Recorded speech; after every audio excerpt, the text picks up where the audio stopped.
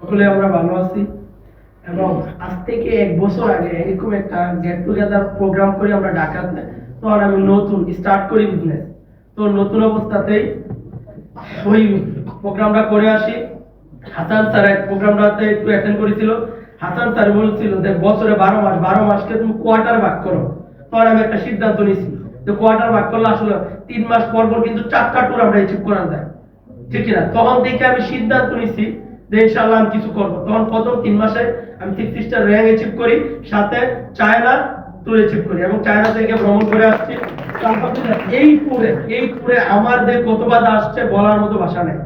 এই ট্যুরে 3 মাসে আমি এখনো বাসায় যাইনি। এখন এদিকে কিছুক্ষণ আগে আমার আব্বু কল দিতে, গ্রাম থেকে যারা পিবিএন অনেক সময় গ্রামের কয়েকটা লোক সমালোচনা মানে ক্যাচ খেলা খেলে। আমার বাড়িতে এখনো বিচার, মানে আমার বাড়িতে এই পর্যন্ত গত 3 দিনে 10টা বিচার গেছে।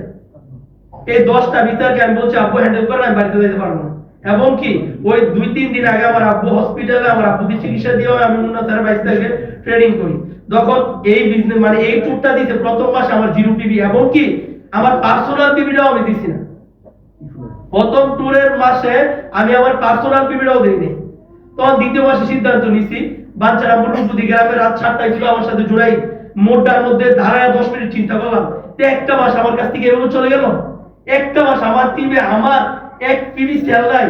তখন দাঁড়ায় একটা সিদ্ধান্ত নিছি যে আলহামদুলিল্লাহ আগামী 2টা মাস আমার হাতে আছে, অর্থাৎ 60টা দিন। আর 60 দিনে যদি আমি চেষ্টা করি অবশ্যই আমার দ্বারা সম্ভব। তবে আমি লাস্ট ক্লোজিং এ রাত 11টা 59 মিনিট 59 সেকেন্ড সর্বোচ্চটা দিয়ে আমি এই ট্যুরটাকে অ্যাচিভ করব। আলহামদুলিল্লাহ ট্যুরটা অ্যাচিভ করতে সক্ষম হই।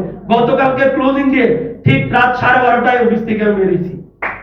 এবং প্রথম মাসে, দ্বিতীয় মাসে আমার পিবি গেছে 10,000 এবং এই মাসে আলহামদুলিল্লাহ 15,000 পিবি ক্লোজিং করে 7 স্টার র্যাঙ্ক অ্যাচিভ করি।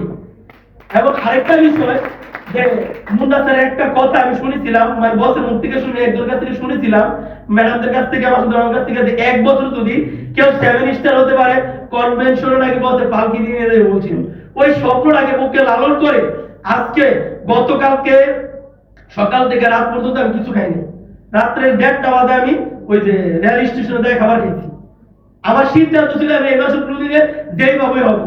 এবং কামরুল স্যার আমাকে অনেকটা হেল্প করতে, উনি ক্লোজিং গুলো সাবমিট করে দিয়েছে এবং পিভিসি গুলো সাদ্দাম ভাই সাদ্দাম, মানে আমি অফিসে এক প্রকারের পাগলের মতো হয়ে গেছি।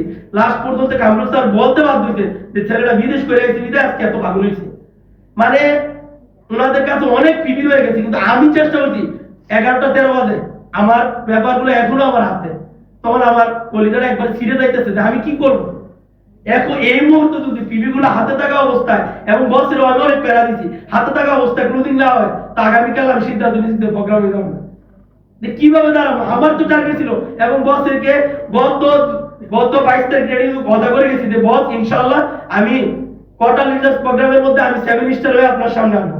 তো ইনশাআল্লাহ আমি 1 বছরে 7 স্টার র্যাঙ্ক অ্যাচিভ করি এবং 1 বছরে প্রায় 8 লক্ষ প্লাস আমি ইনকাম করছি।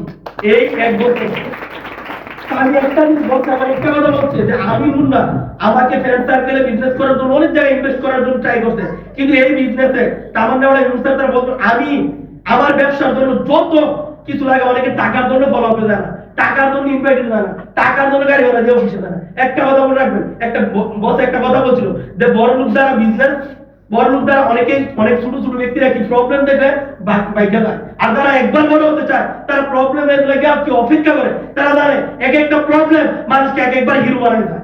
এই যেমন বাংলাদেশের মধ্যে 5 আগস্টে তারা যদি নেতৃত্ব নিতে, অনেকে দেখবেন ঘরের মধ্যে ছিল, তারা নেতৃত্ব দিয়েছে বিদায় কিন্তু আজকে এই 4-5টা সারদিন হাসনাত আব্দুল্লাহ তারা বাংলাদেশ হিরো না, তারা চাইলে বাংলাদেশ মানে অন্য কিছু করে দিতে পারে না। তো দেখেন আমিও চেষ্টা করি যে আমার কখন প্রবলেম আসবে, আমি জানি একটা প্রবলেম যদি আমি ফেস করতে পারি আর এই প্রবলেমে আমি সেরা হতে পারবো। অনেকে প্রবলেম দেখলে ভয় পায়, তো ইনশাআল্লাহ আমি প্রবলেম দেখলে কোনো ভয় পাই না। এবং আজ পর্যন্ত আমার যেই খেলা দেওয়ার দরকার আমি এখানে দেবো। তবে সবচেয়ে বেশি অবদান আমার ডিস্ট্রিবিউটর দেয়। তারা কিন্তু কালকে জুড়াই নিজের জন্য কিচ্ছু করে না, বস আপনার টুরের জন্য যা করা লাগবে কংসনগর দেন আইলের উপর দিয়া আলেগার ক্যান্টনমেন্ট এই দিক দিয়ে নামছে, এই ছেলে কালকে পুরোটা দিন আমার জন্য কাটছে। এবং ইনশাআল্লাহ এখন আর আমার জন্য নিজের জন্য টুরের জন্য চিন্তা করবো না। নেক্সট ডে আমার টিম থেকে 10টা অ্যাচিভার নিয়ে স্টেজকে দখল করবে ইনশাআল্লাহ। এবং মন থেকে একটা কথা বলছি যে আমার টিমের 2 জন ডিস্ট্রিবিউটর এখানে, আমি ইনশাআল্লাহ জানুয়ারির প্রথম মাসে 2 জনের ট্যুর ধরার জন্য যা করা লাগবে আমি আমার নিজের সর্বোচ্চটা দিয়ে চেষ্টা করবো ইনশাআল্লাহ। আমার ডিস্ট্রিবিউটরদের প্রতি, সকলের প্রতি, লিডারদের প্রতি, সকলের প্রতি আমার কৃতজ্ঞ, কিন্তু তারা আজকে হেল্প না করলে আমি আজকে এই জায়গায় আসতে পারতাম না। তবে ইনশাআল্লাহ নেক্সটে দেখা হবে কক্সবাজার কখনো সফলতার মঞ্চে। আসসালামু আলাইকুম।